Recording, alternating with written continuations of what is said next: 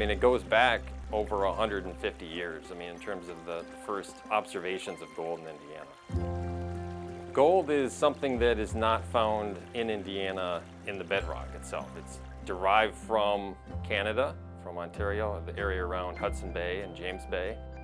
We know there have been multiple advances of ice into Indiana, and actually the most common areas for gold in Indiana, so Morgan and Brown counties, those were actually glaciated, not the most recent glaciation, but prior glaciations.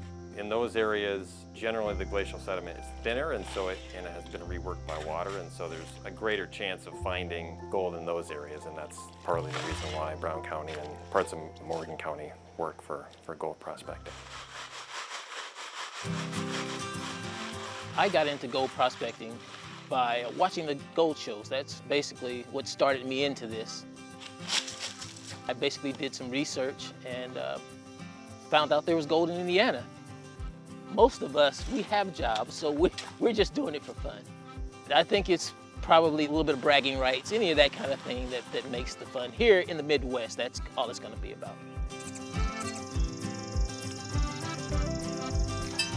Gatesville is one of the places where it's freely accessible. All you have to do is go in and talk to the owner in the store, and she has no issue with letting you go out there and prospect. And it's gold there. That's probably one of the first places where gold was really kind of picked up at on Salt Creek, so that's why a lot of people go there. There's lots of people that come that never get in the creek. People like to camp, people like to get together, and especially with the clubs. The clubs, we kind of make it an event. The kids there, they stay in the water, which is great. I think it's fantastic to get them out of the house and to get them outdoors. I think that's one of the best things in the world. Nope. No gold yet. You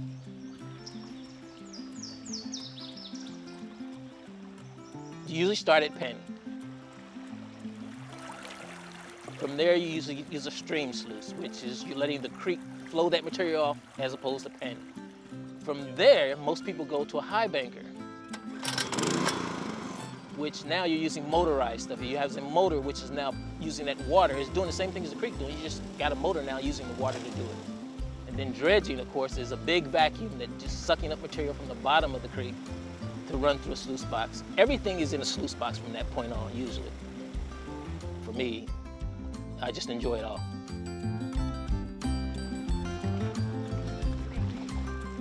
Modern day flood gold, you look for that in the bends of the creek.